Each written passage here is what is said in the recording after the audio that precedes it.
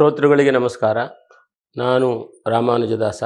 ಶುಕ್ಲಾಂಬರಧರಂ ವಿಷ್ಣುಂ ಶಶಿವರ್ಣಂ ಚತುರ್ಭುಜಂ ಪ್ರಸನ್ನವದನಂ ಧ್ಯಾಯೇತ್ ಸರ್ವವಿಘ್ನೋಪಶಾಂತಯೇ. ಯಸ್ಯದ್ಭೃತವಕ್ತ್ರಾದ್ಯಾಃ ಪಾರಿಷದ್ಯಾ ಪರಿಶ್ರುತಂ ವಿಘ್ನಂ ನಿಘ್ನಂತಿ ಸತತಂ ವಿಶ್ವಕ್ಸೇನಂ ತಮಃಶ್ರಯೇ. ರಾಮಾಯ ರಾಮಭದ್ರಾಯ ರಾಮಚಂದ್ರಾಯ ವೇದಸೇ ರಘುನಾಥಾಯ ನಾಥಾಯ ಸೀತಾಯಾಃ ಪತಯೇ ನಮಃ. ಮನೋಜವಂ ಮಾರುತತುಲ್ಯವೇಗಂ ಜಿತೇಂದ್ರಿಯಂ ಬುದ್ಧಿಮತಾಂ ವರಿಷ್ಠ ಪಾದಾತ್ಮಜಂ ವಾನರಯೂತಮುಖ್ಯಂ ಶ್ರೀರಾಮಧೂತಂ ಶಿರಸಾ ನಮಾಮಿ. ಹಿಂದಿನ ಸಂಚಿಕೆಯಲ್ಲಿ ರಾಮನ ಗುಣಗಳನ್ನು ನಾವು ಅನುಭವಿಸ್ತಾ ಇದ್ವಿ. ಎಷ್ಟು ಹೇಳಿದರೂ ತೀರದು. ಅದು ಬರೀ ಒಂದು ನಾಮದ ವಿಚಾರವನ್ನಾಗಿ ಮಾತಾಡಿದ್ವಿ, ಪರರ್ದಿಹಿ ಅಂತ ಹೇಳಿ. ಈಗ ಅದರ ಮುಂದಿನ ನಾಮ ಇನ್ನೊಂದನ್ನು ಅನುಭವಿಸಿಬಿಡೋಣ. ಪರಮಸ್ಪಷ್ಟ ಅಂದರೆ ಆ ಭಗವಂತನ ಗುಣಗಳು ಪರಮಸ್ಪಷ್ಟ ಅಂದರೆ ವೆರಿ ಕ್ಲಿಯರ್. ಅದು ಎಲ್ಲರಿಗೂ ಅಲ್ಲ, ಕೆಲವರಿಗೆ ಕ್ಲಿಯರ್, ಕೆಲವರಿಗೆ ಅನ್ಕ್ಲಿಯರ್. ಅಂದರೆ ಪರಮ ಸ್ಪಷ್ಟವಾಗಿ ತಿಳಿಯುತ್ತದೆ ಕೆಲವರಿಗೆ ಮಾತ್ರ, ಕೆಲವರಿಗೆ ತಿಳಿಯೋದಿಲ್ಲ ಅಂತ ಹೇಳಿ. ಇದರಲ್ಲಿ ಭಗವದ್ಗೀತೆಯಲ್ಲಿ ಭಗವಂತ ಹೇಳ್ತಾನೆ, ನಾಹಂ ಪ್ರಕಾಶ ಸರ್ವಸ್ಯ ಯೋಗಮಾಯಾ ಸಮನ್ವಿತಃ ಮೂಢೇಯಂ ನಾಭಿಜಾನಾತಿ ಮಾಂ ಏಭ್ಯಂ ಪರಮವ್ಯಯಂ ಅಂತ ಹೇಳಿ. ಅಂದರೆ ಎಲ್ಲರಿಗೂ ನಾನು ಗೋಚರವಾಗೋದಿಲ್ಲ, ಕೆಲವರಿಗೆ ಮಾತ್ರ ಗೋಚರವಾಗ್ತೇನೆ. ಯಾರಿಗೆ ಸತ್ವಗುಣವಾಗಿ ಮತ್ತು ಸಾತ್ವಿಕತೆಯಲ್ಲಿದ್ದು ಮತ್ತು ಸತ್ಸಂಗಗಳಲ್ಲಿ ಭಾಗಿಯಾಗಿದ್ದವರಿಗೆ ಸ್ವಲ್ಪ ಮಟ್ಟಿಗೆ ನಾನು ಕಾಣಿಸ್ಕೊಳ್ತೇನೆ ಅಂತ ಹೇಳಿ, ನಾನು ತಿಳಿತೇನೆ ಅಂತ ಹೇಳಿ ಹೇಳ್ತಾನೆ. ಇದರಲ್ಲಿ ಮುಖ್ಯವಾಗಿ ತಗೊಳ್ಬೇಕಾದ್ರೆ ರಾಮಾಯಣ ಭಾಗದಲ್ಲೇ ದಶರಥನಿಗೆ ಅವನು ಕಾಣಿಸ್ಕೊಳ್ಳೋದಿಲ್ಲ. ದಶರಥ ಪುತ್ರ ವ್ಯಾಮೋಹ ಜಾಸ್ತಿ.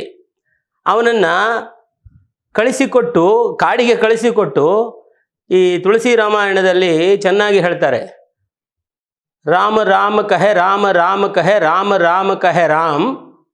ಅಂದರೆ 7 ಸತಿ ರಾಮ ರಾಮ ರಾಮ ಅಂತ ಹೇಳಿದಂತೆ ರಾಮನ್ನೇ ನೆನೆಸ್ಕೊಂಡು ಭೂಪ್ ಗಯೋ ಸುರಧಾಮ್ ಅಂದರೆ ಮೇಲಕ್ಕೆ ಹೊರಟೋದ ಅಂಥವನು.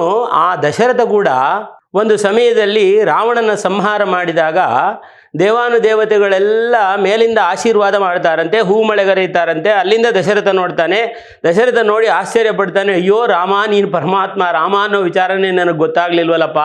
ರಾಮ ನನ್ನ ಮಗನೇ, ಲಕ್ಷ್ಮಣನಿಗೆ ಗೊತ್ತಾಯಿತು, ನನಗೆ ಗೊತ್ತಾಗದೆ ಹೋಯ್ತಲ್ಲ, ಸದಾ ನಿನ್ನ ಛಾಯೆ ಥರ ಇದ್ನಲ್ಲ ಅಂತ ಹೇಳಿ ವ್ಯಥೆ ಪಡ್ತಾನಂತೆ. ಆವಾಗ ರಾಮ ಅವನಿಗೆ ಹೇಳ್ತಾನಂತೆ, ಏನಪ್ಪ ಅಂತಂದರೆ, ಚಿತೈ ಪಿತೈ ದೀನೈ ಲಡ್ ಧರ್ಮ ಜೋ ಬದಾರೆ ಓ ಮಾನವ್ ಜೋ ಮುಕ್ತು ಹೋಗಯ ಓ ದೇವತಾ.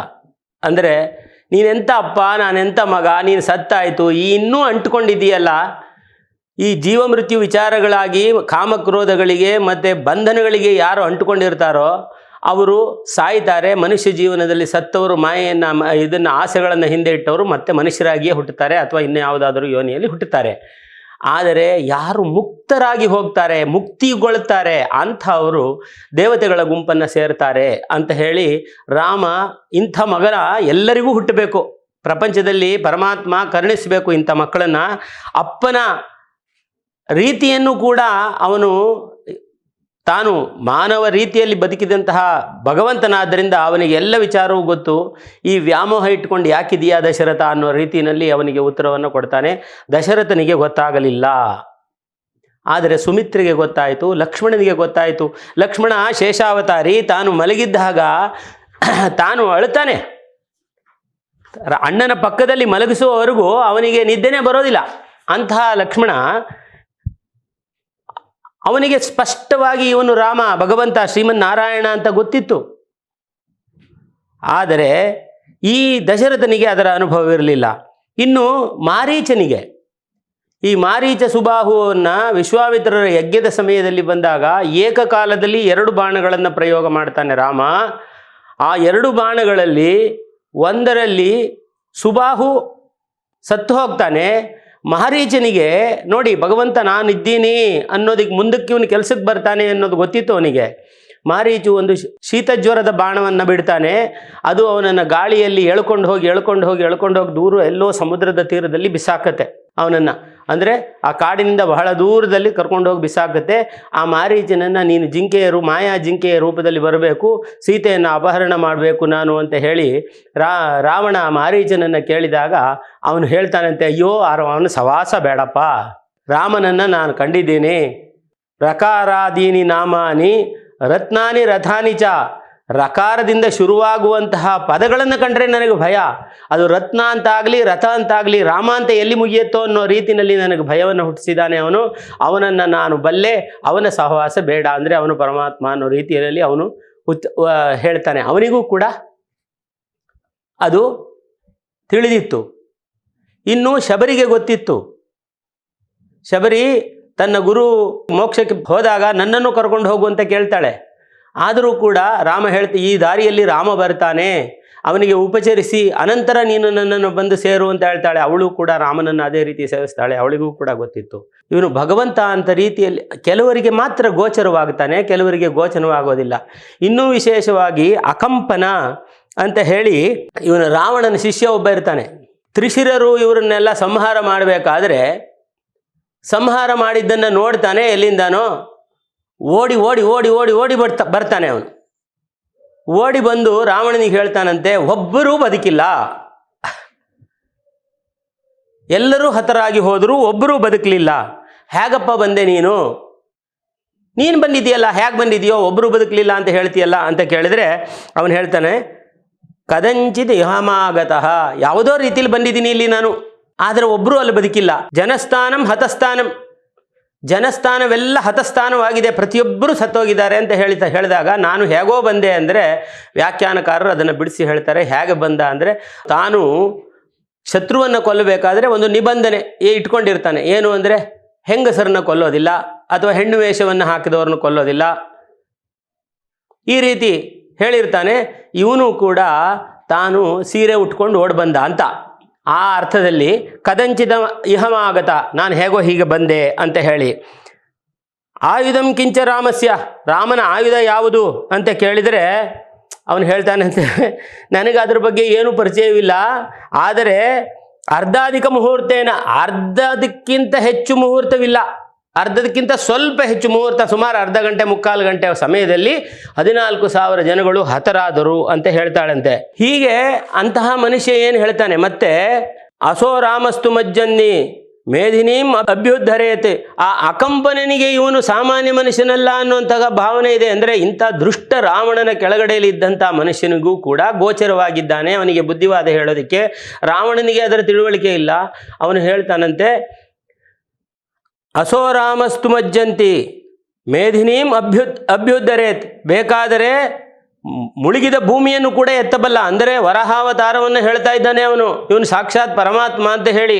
ನಭಸ್ಯಾಪಿ ಅವಸಾದಯೇತ್, ಅಂದರೆ ಆಕಾಶವನ್ನು ತೂತು ಮಾಡಬಲ್ಲ ಅಂತ ಹೇಳ್ತಾನಂತೆ. ಅಂದರೆ ವಾಮನಾವತಾರ ತ್ರಿವಿಕ್ರಮನಾಗಬಲ್ಲ ಇವನು ಅನ್ನತಕ್ಕಂಥದ್ದನ್ನು ಅವನು ಸಾಕ್ಷಾತ್ ಪರಮಾತ್ಮ, ಅವನು ಸಾಮಾನ್ಯ ಮನುಷ್ಯನಲ್ಲ ಅಂತ ಹೇಳಿ ವರ್ಣನೆ ಮಾಡ್ತಾನೆ. ಇದು ಹೀಗೆ ವರ್ಣನೆ ಮಾಡ್ತಾ ಇದ್ದರೆ ತುಂಬ ಇದೆ.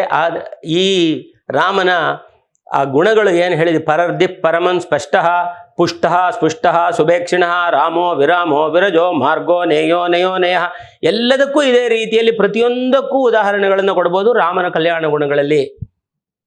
ಇನ್ನು ಉಳಿದ ಪಾತ್ರಗಳನ್ನು ಕೂಡ ನಾವು ನೋಡಬೇಕಾಗ್ತದೆ. ಹಾಗಾಗಿ ಇನ್ನು ಭರತನ ವಿಚಾರವಾಗಿ ನೋಡೋಣ.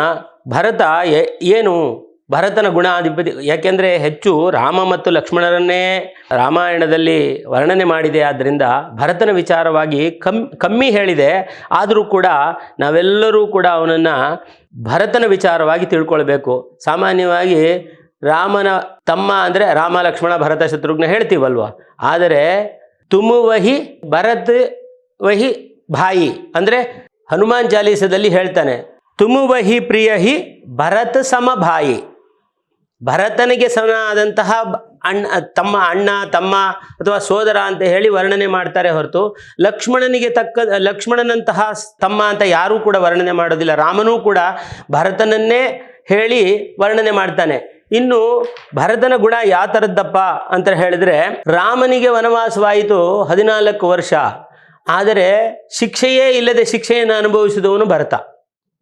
ತಾನೂ ಕೂಡ ಪ್ರಾಯಶ್ಚಿತ್ತವನ್ನು ಪಾದಿಕೆಯನ್ನು ಇಟ್ಟುಕೊಂಡು ನಂದಿಗ್ರಾಮದಲ್ಲಿ ನೆಲದ ಮೇಲೆ ಮಲಗಿ ಜಟೆಯನ್ನು ಕಟ್ಟಿಕೊಂಡು ರಾಮ ಯಾವ ರೀತಿ ಶಿಕ್ಷೆಯನ್ನು, ಅಂದರೆ ಅವನಿಗೆ ವನವಾಸ ಪ್ರಾಪ್ತಿಯಾಯಿತು ಅವನು ಅನುಭವಿಸಿದ, ಯಾವುದೇ ವನವಾಸ ಪ್ರಾಪ್ತಿಯಾಗದೆ ತಾನೂ ಕೂಡ ಅದೇ ರೀತಿಯಲ್ಲಿ ಅನುಭವಿಸ್ತಾನೆ. ಭರತಾಯ ಪರಂ ನಮೋಸ್ತು ತಸ್ಮೈ ಪ್ರಥಮೋದಾಹರಣಾಯ ಭಕ್ತಿಭಾಜಂ ಯದುಪಜ್ಞಾಂ ಅಶೇಷತಃ ಪೃಥಿವ್ಯಾಂ ಪತಿತೋ ರಾಘವ ಪಾದುಕಾ ಪ್ರಭಾವಂ. ರಾಘವನ ಪಾದುಕೆಯ ಪ್ರಭಾವವನ್ನು ಜಗತ್ತಿಗೆಲ್ಲ ಹೇಳಿಕೊಟ್ಟಂತಹ ಪರಮ ಜಗದ್ಗುರು ಈ ಭರತ. ಅಂತಹ ಒಂದು ವಿಶೇಷವಾದಂತಹ ಸ್ಥಾನವನ್ನು ಭರತನಿಗೆ ಕೊಟ್ಟಿದ್ದಾರೆ. ಭರತ ಬಂದು ತಾಯಿಯನ್ನು ಬೈದು ತಾನು ಪ್ರಯಾಣ ಮಾಡಬೇಕು, ಎಲ್ಲಿಗೆ, ರಾಮನನ್ನು ಕರ್ಕೊಂಡು ಬರೋಕ್ಕೆ ಹೊರಡ್ತೀನಿ ಅಂತ ಹೊರಟಾಗ ದೇವತೆಗಳ ಮನಸ್ಸಿನಲ್ಲಿ ಚಂಚಲತೆ ಉತ್ಪತ್ತಿ ಆಯಿತಂತೆ. ಯಾಕೆ ಅಂದರೆ ಅವರಿಗೆ ರಾಮ ಕಾಡಿಗೆ ಹೋಗೋದು ಬೇಕು, ರಾವಣನ ಸಂಹಾರ ಆಗಬೇಕು. ಅಂಥದ್ರಲ್ಲಿ ಇವನು ಹೋಗಿ ರಾಮನನ್ನು ಕರ್ಕೊಂಡು ಬಂದುಬಿಟ್ರೆ ಈ ಎಲ್ಲ ಕೆಲಸ ಕೆಟ್ಟು ಹೋಗುತ್ತಲ್ಲ ಅಂತ ಹೇಳಿ ಸರಸ್ವತಿಯನ್ನು ಕೇಳ್ತಾಳಂತೆ. ಸರಸ್ವತಿ, ಆಗ ನೀನು ವಾಲ್ಮೀಕಿಯ ಬಾಯಿನಲ್ಲಿ ಹೋಗಿ ಅವನ ಶೋಕವನ್ನು ಶ್ಲೋಕವಾಗಿ ಪರಿಣಾಮ ಮಾಡು ಅಂತ ಹೇಳಿದಾಗ ಮಾಡಿದ ರೀತಿಯಲ್ಲಿ ಈಗ ಹೋಗಿ ನೀನು ಭರತನ ಭ್ರಮೆಯನ್ನು, ಚಿತ್ತವನ್ನು ವಿಚಿತ್ರಗೊಳಿಸಿ ನೀನು ಅವನ ಬಾಯಿನಲ್ಲಿ ಆ ಮಾತು ಬರದೇ ಇರೋ ಹಂಗೆ ಮಾಡು, ಎಲ್ಲಿ ಭರತ ಹೊರಟು ಹೋಗ್ಬಿಡ್ತಾನೋ ಅಂತ ಹೇಳಿದಾಗ ಅವಳು ಸರಸ್ವತಿ ಹೇಳ್ತಾಳಂತೆ, 1000 ಕಣ್ಣಿದ್ದರೂ ಕೂಡ ಮೇರುವನ್ನು ಯಾರು ದರ್ಶಿಸಲಾರೋ, ಮೇರು ಪರ್ವತವನ್ನೇ ಗಮನಿಸೋಕ್ಕಾಗದೇ ಇರತಕ್ಕಂಥ 1000 ಕಣ್ಣಿದ್ರೂ ಅಂತಹವರಿಗೆ ನಾನು ಏನು ಹೇಳಲಿ, ನಾನು ಈ ಪ್ರಪಂಚದಲ್ಲಿ ಮೋಸೋ ಭರತ ಮತಿಪೇರೋ, ಅಂದರೆ ನನ್ನ ಕೈಯಲ್ಲಿ ಭರತನ ಬುದ್ಧಿಯನ್ನು ಭ್ರಮಿತಗೊಳಿಸೋದಕ್ಕೆ ಆಗೋದಿಲ್ಲ, ಬೇರೆ ಏನು ಬೇಕಾದರೂ ಮಾಡಬಲ್ಲೆ ನಾನು, ಈ ಕೆಲಸ ನನ್ನ ಹತ್ರ ಸಾಧ್ಯವಿಲ್ಲ ಅಂತ ಹೇಳ್ತಾಳಂತೆ ಸರಸ್ವತೀ ದೇವಿ. ಹಾಗಿದ್ದಂತಹ ಭರತ ತಾನು ನಂದಿಗ್ರಾಮಕ್ಕೆ ಬರ್ತಾನೆ. ಅವನಿಗೆ ವಿಚಾರ ತಿಳಿಸಿರೋದಿಲ್ಲ, ದಶರಥ ಸತ್ತು ಹೋಗ್ತಾನೆ ಅಂತ ಹೇಳಿ. ದಶರಥ ಸಾಯ್ತಾನೆ ಅಂತ ಹೇಳದೇ ಇದ್ದರೂ ಕೂಡ ಅವನನ್ನು ಅಲ್ಲಿಂದ ಕರೆಸಬೇಕಾದ್ರೆ ಏನೋ ಒಂದು ಅರ್ಜೆಂಟ್ ಕೆಲಸ ಇದೆ ಬಾ ಅನ್ನೋ ರೀತಿಯಲ್ಲಿ ಕರೆಸ್ತಾರೆ. ಆಮೇಲೆ ಎಲ್ಲರೂ ಅವರ ಪೂರ್ವಿಕರು ಇದ್ದ ಜಾಗಕ್ಕೆ ಕರ್ಕೊಂಡು ಹೋಗ್ತಾರೆ. ಕರ್ಕೊಂಡು ಹೋದಾಗ ಇವರು ನಿಮ್ಮ ತಾತ, ಇವರು ನಿಮ್ಮ ಮುತ್ತಾತ, ಮಾಂದಾತ, ಆಮೇಲೆ ಇವರನ್ನೆಲ್ಲರನ್ನು ಒಂದು ಕಡೆಯಿಂದ ಪರಿಚಯ ಮಾಡಿ ಅವರಿಗೆ ಅರ್ಚನೆ ಮಾಡಬೇಕಾದ್ರೆ ಈಗೋ ನಿಮ್ಮ ತಂದೆ ಅಂತ ಹೇಳಿ ತೋರಿಸ್ತಾನೆ. ತಂದೆ ಸತ್ತು ಹೋದರು ಅಂತ ಹೇಳಿದಾಗ ಇದರಿಂದ ಬಹಳ ಕೋಪದಿಂದ, ಯಾತಕ್ಕೆ ಅಂತ ತಿಳ್ಕೊಂಡಾಗ ನಿಮ್ಮ ತಾಯಿ ಕೇಳಿದ್ಲು ವರವನ್ನು, ರಾಮ ಕಾಡಿಗೆ ಹೋಗಬೇಕು ಅಂತ ಹೇಳುವಾಗ ಕಣ್ಣಲ್ಲಿ ನೀರಿಟ್ಟುಕೊಂಡು ಬಂದು ತಕ್ಷಣ ಹೊರಡ್ತೀನಿ ಅಂತ ಹೊರಡ್ತಾನಂತೆ. ಭರದ್ವಾಜ ಆಶ್ರಮಕ್ಕೆ ಬರ್ತಾನಂತೆ. ಭರದ್ವಾಜ ಆಶ್ರಮದಲ್ಲಿ ಋಷಿಗಳನ್ನು ಕೇಳ್ತಾನಂತೆ, ಸ್ವಾಮಿಗಳೇ, ನಮ್ಮ ತಾಯಿ ಬಹಳ ಕೆಟ್ಟ ಕೆಲಸ ಮಾಡಿದ್ದಾಳೆ, ಅಂತಹ ಪರಿಸ್ಥಿತಿಯಲ್ಲಿ ರಾಮನಿಗೆ ತುಂಬ ನನ್ನ ಮೇಲೆ ಕೋಪ ಆಗಿರಬಹುದಲ್ವಾ, ನನಗೊಂಥರ ನಾಚಿಕೆ ಆಗುತ್ತೆ ಅಂತ ಹೇಳ್ತಾನಂತೆ. ಆವಾಗ ನೋಡಪ್ಪ, ರಾಮನಿಗೆ ನಿನ್ನ ಮೇಲೆ ಕೋಪ ಇದೆಯೋ ಇಲ್ವೋ ಅದರ ವಿಚಾರ ಗೊತ್ತಿಲ್ಲ, ಆದರೆ ಇಲ್ಲಿ ಬಂದಾಗ ಸಮಾಧಾನಕರವಾಗಿಯೇ ಇದ್ದ. ಆದರೆ ಮಾರನೇ ದಿವಸ ಸ್ನಾನ ಮಾಡೋಕ್ಕೆ ಹೋಗಬೇಕಾದ್ರೆ, ಇದನ್ನು ನಮ್ಮ ವಾಲ್ಮೀಕಿ ರಾಮಾಯಣದಲ್ಲಿ ಹೇಳಿಲ್ಲ, ಆದರೂ ಕೂಡ ಇದನ್ನು ರಾಮಚರಿತ ಮಾನಸದ ಭಾಗವಾಗಿ ಹೇಳ್ತಾ ಇದ್ದೇನೆ. ಆ ರಾಮಚಂದ್ರ ಸ್ವಸ್ತಿವಾಚನವನ್ನು ಮುಗಿಸಿ ಸಂಕಲ್ಪವನ್ನು ಮಾಡಬೇಕಾದ್ರೆ ನಾವು ಹೇಳ್ತೀವಲ್ಲ, ಭರತ ವರ್ಷೆ ಭರತ ಕಂಡೆ ಶತಾಬ್ದೆ ಹೇಮೇರೋಹೋ ದಕ್ಷಿಣೇ ಪಾರ್ಶ್ವೆ ಹೇಳ್ತೀವಲ್ವ. ಭರತ ವರ್ಷೆ ಭರತ ಕಂಡೆ ಅಂತ ಆ ಶಬ್ದ ಬಂದ ಕೂಡಲೇ ತನ್ನ ಕೈಯಲ್ಲಿದ್ದಂತಹ ನೀರು ಕೈಯಿಂದ ಬಿದ್ದು ಹೋಗುತ್ತೆ. ತಾನು ಕುಸಿದು ಹೋಗ್ತಾನೆ. ಭರತನನ್ನು ನೆನೆಸ್ಕೊಂಡು ಅಷ್ಟೊಂದು ಅಳುತ್ತಾನಂತೆ. ಅವನು ತಾನು ವನ ಪ್ರದೇಶದಲ್ಲಿ ಹೋಗ್ತಾ ಇರಬೇಕಾದ್ರೆ, ರಾಮ ವನದಲ್ಲಿ ಹೋಗಬೇಕಾದ್ರೆ ವನದೇವಿ, ನಾನು ನಿನಗೆ ಯಾವ ರೀತಿ ಸಹಾಯ ವನದೇವಿಗೆ ಇವನು ಸಾಕ್ಷಾತ್ ರಾಮ ಅಂತ ಗೊತ್ತಾಗುತ್ತೆ. ನಾನು ನಿನಗೆ ಯಾವ ಸಹಾಯವನ್ನು ಮಾಡಲಿ, ನನ್ನಿಂದ ಏನು ಕೆಲಸವಿದೆ ಅಂತ ಹೇಳಿದರೆ, ಒಂದು ಕೆಲಸ ಮಾಡು, ದಾರಿಯಲ್ಲಿ ನಾನು ನಡೆದು ಬಂದ ಹಾದಿಯಲ್ಲಿರುವ ಎಲ್ಲ ಮುಳ್ಳುಗಳನ್ನು ಕೂಡ ನೀನು ತೆಗೆದು ಅದನ್ನು ಅಲ್ಲಿ ಮುಳ್ಳಿಲ್ಲದೆ ಇರತಕ್ಕಂಥ ರಸ್ತೆ ಮಾಡು ಅಂತ ಭಗವಂತ ಕೇಳ್ತಾನಂತೆ. ಇವರಿಗೆ ಆಶ್ಚರ್ಯವಾಗುತ್ತೆ, ಯಾಕಪ್ಪ ನೀನು ಈ ಥರ ಕೇಳ್ತಾ ಇದ್ದೀಯಾ ಅಂತಂದರೆ, ಅವಾಗ ಹೇಳ್ತಾರಂತೆ, ನೀನಂತೂ ಬಂದಾಯಿತು, ಮತ್ತಿನ್ಯಾಕೆ ಮುಳ್ಳು ತೆಗೀರಿ ಅಂತ ಹೇಳ್ತೀಯಾ ಅಂತಂದರೆ, ಆ ರಾಮಚಂದ್ರ ಹೇಳ್ತಾನಂತೆ, ನಾನು ಬಂದ ದಾರಿಯಲ್ಲಿ ಭರತ ಬಂದೇ ಬರ್ತಾನೆ, ಅವನು ಬಂದಾಗ ಅವನ ಕಾಲಿಗೆ ಈ ಮುಳ್ಳು ಚುಚ್ಚದೇ ಇರಲಿ, ಹಾಗಾಗಿ ತೆಗಿ ಅಂತಾನಂತೆ. ಆಗ ಇನ್ನೂ ಆಶ್ಚರ್ಯವಾಗುತ್ತೆ, ಅವನು ರಾಜ, ಅವನು ಅಂಥ ರಾಜನಾದವನಿಗೆ ಅವನಿಗೆ ಇಷ್ಟನ್ನು ತಡ್ಕೊಳ್ಳೋ ಶಕ್ತಿ ಇಲ್ವೇ? ಅಂದರೆ ಅವನು ವಜ್ರ ಕಾಯದವನು, ಆದರೂ ಕೂಡ ಅವನಿಗೆ ತಾನು ಮುಳ್ಳು ತುಳಿದಾಗ ನೋವಾಗೋದಿಲ್ಲ. ಇಂಥ ದಾರಿಯಲ್ಲಿ ನಮ್ಮಣ್ಣ ರಾಮ ಹೋಗಬೇಕಾಯ್ತಲ್ಲ ಅಂತ ಸಂಕಟ ಪಡ್ತಾನೆ ಅಂತ ಹೇಳ್ತಾನೆ. ಭರತ ಮತ್ತು ರಾಮನ ಪ್ರೀತಿ ಯಾವ ರೀತಿ ಇತ್ತು ಅನ್ನೋದನ್ನು ನೀವು ಅರ್ಥ ಮಾಡ್ಕೊಳ್ಳಿ. ಭರತ ಚಿತ್ರಕೂಟವನ್ನು ಪ್ರವೇಶ ಮಾಡ್ತಾನೆ. ರಾಮನನ್ನು ಕರ್ಕೊಂಡು ಬಂದುಬಿಡಬೇಕು, ಯಾನೇ ಕಾರಣವಾಗಲಿ ನನ್ನಿಂದ ಆಗಿರುವ ತಪ್ಪನ್ನು ನಾನು ಕ್ಷಮಾಪಣೆಯನ್ನು ಕೇಳಿ ತಾಯಿಯನ್ನು ಕರ್ಕೊಂಡು ಹೋಗಿದ್ದಾನೆ. ಕೌಸಲ್ಯ ಇದ್ದಾಳೆ, ಸುಮಿತ್ರೆ ಇದ್ದಾಳೆ, ರಾಜಗುರುಗಳಿದ್ದಾರೆ, ಬಂದು ಕೂತ್ಕೊಂಡಿದ್ದಾರೆ.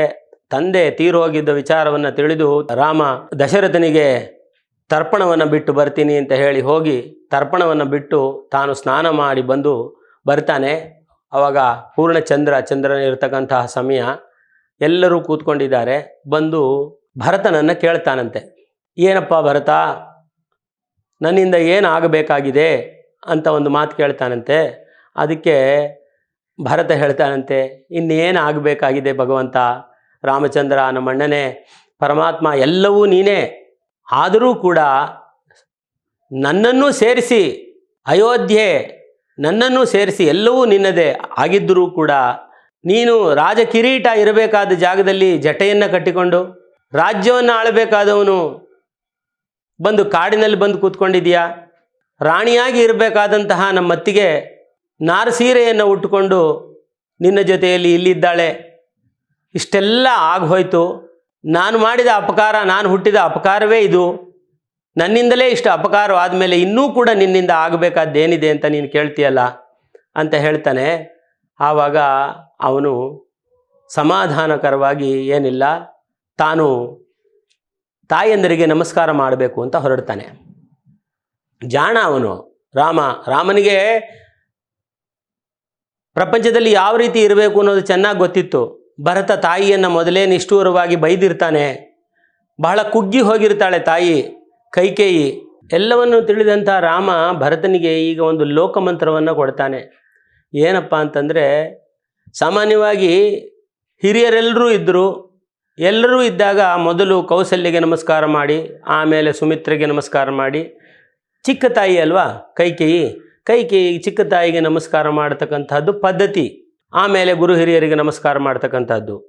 ಆದರೂ ಕೂಡ ಎಲ್ಲಿ ಭರತ ತಾಯಿಯನ್ನು ಮೊದಲೇ ನಿಂದನೆ ಮಾಡಿ ಅವಳಿಗೆ ನೋವು ಬರೆಸಿರ್ತಾನೆ, ಈಗಲೂ ಕೂಡ ನಾನು ಕೈಕೇಯಿಗೆ ಕೊನೆಯಲ್ಲಿ ನಮಸ್ಕಾರ ಮಾಡಿದರೆ ಅವಳನ್ನು ಕೀಳಾಗಿ ಕಂಡಂತೆ ಕಂಡುಬಿಡುತ್ತೇನೋ ಅನ್ನೋದಕ್ಕೋಸ್ಕರ ಕೈಕೇಯಿಗೆ ಮೊದಲು ಹೋಗಿ ನಮಸ್ಕಾರ ಮಾಡ್ತಾನೆ. ಎಂಥ ಜಾಣ ನೋಡಿ, ಎಂತಹ ಚತುರ.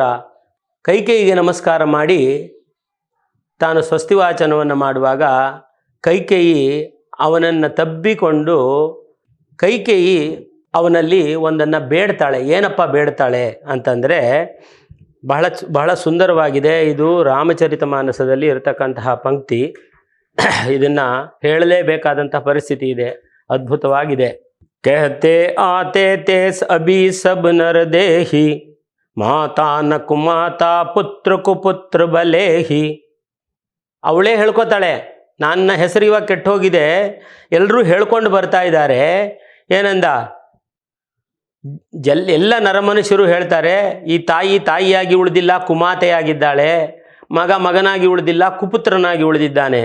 ಅಂದರೆ कहते आते ते सभी अभी सब नर देही माता न कुमाता पुत्र कुपुत्र ही दे भले ही पर आज ये सुवे विरुद्ध विधाता ये पुत्र कुपुत्र ही बने कुमाता माता.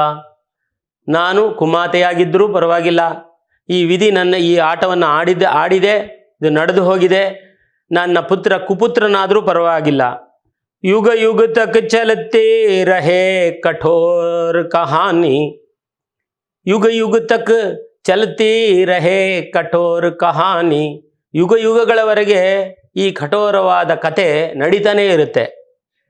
ಥೀ ರಘುಕುಲ್ ಮೇ ಏಕ್ ಅಭಾಗನ್ ರಾಣಿ ಥೀ ರಘುಕುಲ್ ಮೇ ಏಕ್ ಅಭಾಗನ್ ರಾಣಿ. ಒಬ್ಬಳು ನಿರ್ಭಾಗ್ಯಳಾದಂತಹ ರಾಣಿ ಒಬ್ಬಳು ಇದ್ಲು, ಅವಳು ಈ ಥರ ದುಷ್ಕರ್ಮವನ್ನು ಮಾಡಿದಳು ಅಂತ ಎಲ್ಲರೂ ಹೇಳ್ತಾನೇ ಇರ್ತಾರೆ. ಥೂಕೆ ಬಲೆ ಹಿ ತ್ರೈಲೋಕ್ಯ ಬಲೆ ಹಿ ಥೂಕೆ ಜೋ ಕೊಯಿ ಕಹ ಸಕೆ ಕಹೆ ಚೂಕೆ. ನನ್ನನ್ನು ಉಗಿಯೋರೆಲ್ಲ ಉಗಿಲಿ, ಪರವಾಗಿಲ್ಲ. ಅವ್ರು ಯಾಕೆ ಹೇಳದೇ ಇರೋದಕ್ಕೆ ಅವಕಾಶನೇ ಇಲ್ಲ. ಯಾಕೆಂದರೆ ನಾನು ಆ ಥರ ಕೆಲಸ ಮಾಡಿದ್ದೀನಿ. ಹಾಗಾಗಿ ಅವರು ನನ್ನನ್ನು ಏನು ಬೇಕಾದರೂ ಬೈಲಿ, ಆದರೆ ಒಂದು ಮಾತ್ರ ಮಾಡಿಕೊಡು ಭಗವಂತ ನನಗೆ. ಚೀನೇನಾ ಮಾತ್ರ ಭರತ ಪದ ಮುಜ್ಸೆ, ಚೀನೇನಾ ಮಾತ್ರ ಭರತ ಪದ ಮುಜ್ಸೆ. ಆ ತಾಯಿಯ, ಭರತನ ತಾಯಿ ಅನ್ನೋ ಒಂದು ಪದವನ್ನು ಮಾತ್ರ ನನ್ನಿಂದ ಯಾರು ಕಿತ್ಕೊಳ್ಳೋದ್ಬಾರ್ದು. ಆ ರೀತಿ ನನಗೆ ಅನುಗ್ರಹ ಮಾಡು. ಹೇ ರಾಮ ದುಹಾಯಿ ಕರೋ ಕ್ಯಾ ಮುಜ್ಸೆ. ನಿನ್ನನ್ನು ಬೇರೆ ಏನು ಬೇಡಲಿ, ಭರತ ನನ್ನ ಪುತ್ರನೇ ಅನ್ನೋ ರೀತಿಯಲ್ಲಿ ಇರಲಿ, ಅದನ್ನು ಮಾತ್ರ ಯಾರೂ ಕಿತ್ಕೊಳ್ಳದೆ ಇರೋ ಹಂಗೆ ಮಾಡಪ್ಪ ಭಗವಂತ ಅಂತ ಹೇಳಿ ರಾಮನನ್ನು ಬೇಡ್ತಾಳಂತೆ. ಆವಾಗ ಅವನು ಕೈಕೇಯಿಗೆ ನೆನಪಿಸ್ತಾ ಇರ್ತಾನೆ. ಏನನ್ನು ನೆನಪಿಸ್ತಾನೆ ಅಂದರೆ, ನೋಡಮ್ಮ ಕೈಕೇಯಿ, ನಾನು ಚಿಕ್ಕವನಿದ್ದಾಗ ಮನೆಯಲ್ಲಿ ಮಲಗಿ ರಾತ್ರಿ ನಿದ್ದೆಯಲ್ಲಿ ಎದ್ದು ಚಿಕ್ಕ ತಾಯಿನ ನೆನಪಿಗೆ ಬಂತು ಅಂತ ಹೇಳಿ ಎದ್ದು ಹತ್ತಾಗ ನನ್ನ ತಾಯಿ ಕರ್ಕೊಂಡು ಬಂದು ನಿನ್ನ ಮನೆ ಬಾಗಿಲನ್ನು ತಟ್ಟಿ ಎಬ್ಬಿಸಿ, ಏ ಕೋಗಿಲೆ, ನಿನ್ನ ಚಿಕ್ಕ ಕೋಗಿಲೆ ಅಳ್ತಾ ಇದೆ, ಕರ್ಕೊಳಪ್ಪ ಅಂತ ಹೇಳಿ ನನ್ನನ್ನು ನಿನಗೆ ಹಸ್ತಾಂತರ ಮಾಡ್ತಾ ಇದ್ಲು. ಆ ದಿವಸವನ್ನು ನಾನು ಮರ್ತಿಲ್ಲ. ಮೈ ವಹಿ ರಾಮ್ ತೂ ವಹಿ ಕೈಕೇಯಿ ಮೇರಿ, मैं वही राम तू वही कैकेयी मेरी, 100 बार धन्य एक लाल की माई. ನಾನು ಅದೇ ರಾಮ, ನೀನು ಅದೇ ಕೈಕೇಯಿ. ಧನ್ಯಳು ಆ ತಾಯಿ. ಯಾರು ಭರತನನ್ನು ಹೆತ್ತಳೋ ಆ ತಾಯಿ ಮಹಾಧನ್ಯಳು. ಜಿಸ್ ಜನನಿ ಏಕ್ ಜೋ ಜನ ಭರತ್ ಸಾ ಭಾಯಿ. ಭರತನಂತ ನನ್ನ ಸಹೋದರನ ಹೆತ್ತಳಲ್ಲ ಆ ತಾಯಿ ಮಹಾಧನ್ಯಳಮ್ಮ, ನೀನೇನು ಯೋಚನೆ ಮಾಡಬೇಡ ಅಂತ ಹೇಳ್ತಾನೆ. ಇಷ್ಟನ್ನು ಹೇಳಿದರೂ ಕೂಡ ಭರತನಿಗೆ ಉಪದೇಶವನ್ನು ಮಾಡಿ, ಯಾವ ಕಾರಣಕ್ಕೂ ಕೈಕೇಯಿಗೆ ನೀನು ತಾಯಿತನವನ್ನು ಬಿಟ್ಕೊಡ್ಬಾರ್ದು, ಕೈಕೇಯಿಯನ್ನು ಅನ್ನಬಾರ್ದು ಅಂತ ಭಾಷೆ ತಗೊಳ್ತಾನೆ. ಅಂತಹ ರಾಮಚಂದ್ರ, ಇಂತಹ ಭರತ. ಇನ್ನು ಲಕ್ಷ್ಮಣನ ವಿಚಾರವಾಗಿ ಮಾತನಾಡೋದಿದೆ. ಇನ್ನು ಬೇರೆ ನಾವು ಮುಖ್ಯವಾಗಿ ತಿಳ್ಕೊಳ್ಬೇಕಾದ್ದು, ಬಹಳ ಮುಖ್ಯವಾದದ್ದು ಏನೆಂದರೆ, ಇಲ್ಲಿ ಕಥೆಯನ್ನು ಕಥೆಯಾಗಿ ನಾವು ನೋಡಬಾರ್ದು. ಆ ಗುಣಗಳು ಒಂದು ಸಣ್ಣ ಆಸ್ತಿ ವಿಚಾರವಾಗಿ, ಒಂದು ಪುಟ್ಟ ಆಸ್ತಿ ವಿಚಾರವಾಗಿ, ಅದು ನಮಗೆ ಲೆಕ್ಕಕ್ಕೆ ಇರೋದಿಲ್ಲ. ಹಂಚಿಕೆಯಲ್ಲಿ 10,000 ರೂಪಾಯಿ ಕಡಿಮೆ ಬಂತು ಅಂತಲೋ 5,000 ಕಡಿಮೆ ಬಂತು ಅಂತಲೋ ಕೇಸ್ ಹಾಕ್ತಾರೆ ಕೋರ್ಟ್. ಇಡೀ ಜೀವನ ಅಣ್ಣ ತಮ್ಮಂದ್ರ ಹತ್ರ ಮಾತಾಡೋದಿಲ್ಲ. ಹುಟ್ಟಿದಾಗಲಿಂದ 16 ವರ್ಷಗಳ ಕಾಲ, 18-20 ವರ್ಷಗಳ ಕಾಲದ ಎಲ್ಲ ಊಟ ಮಾಡೋ ರೊಟ್ಟಿ ಕೂಡ ಹಂಚಿಕೊಂಡು ಬದುಕಿರ್ತಾರೆ. ಅಂಥ ಅಣ್ಣ ತಮ್ಮಂದರು ಕಡೆಗಾಲದಲ್ಲಿ ಯಕ್ಕಶ್ಚಿತ್ ಸಣ್ಣ ವಿಚಾರಗಳಿಗೆ ತಾವು ಅಣ್ಣ ತಮ್ಮಂದರಲ್ಲಿ ಭೇದವನ್ನು ತಂದುಕೊಳ್ತಾರೆ. ಈ ಭರತನನ್ನು, ಲಕ್ಷ್ಮಣನನ್ನು, ಇದರಲ್ಲಿ ಒಂದು ಗುಣವನ್ನಾದರೂ ನಾವು ಮನಸ್ಸಿನಲ್ಲಿ ತಗೊಂಡು ನಮ್ಮ ಸತ್ವಗುಣವನ್ನು ಬೆಳೆಸ್ಕೊಂಡ್ರೆ ನಾವು ಕೂಡ ಉನ್ನತ ಮನುಷ್ಯರಾಗಬಲ್ಲೆವು. ಭಗವಂತ ಸ್ವಯಂ ತಾನೇ ಮನುಷ್ಯನಾಗಿ ಬಂದು ಎಲ್ಲವನ್ನೂ ತೋರಿಕೊಟ್ಟಿದ್ದಾನೆ. ಅದರಿಂದ ನಾವು ಕೆಲವು ವಿಚಾರಗಳನ್ನು ಕಲಿಯಬೇಕು. ನಾವು ಇಡೀ ದಿವಸ ಯಾವುದೋ ಒಂದು ಸತ್ಸಂಗವನ್ನು ಮಾಡಿದರೆ ಅದರಲ್ಲಿ ಒಂದು ವಿಚಾರವನ್ನಾದರೂ ನಾವು ಕಲಿತುಕೊಂಡ್ರೆ ಅವತ್ತಿನ ಸತ್ಸಂಗ ಸಾರ್ಥಕವಾಗುತ್ತೆ ಅಂತ ಹೇಳಿ ಇಂದಿನ ಈ ಸಂಚಿಕೆಯನ್ನು ಮುಗಿಸೋಣ. ಮುಂದೆ ಮತ್ತೆ ಅನುಭವಿಸೋಣ. ರಾಮಾಯಣದಲ್ಲಿ ಬರುವ ಪಾತ್ರಗಳನ್ನು ಮತ್ತು ಅದರ ವಿಶೇಷತೆಗಳನ್ನು ಅನುಭವಿಸೋಣ. ಜೈ ಶ್ರೀರಾಮ್.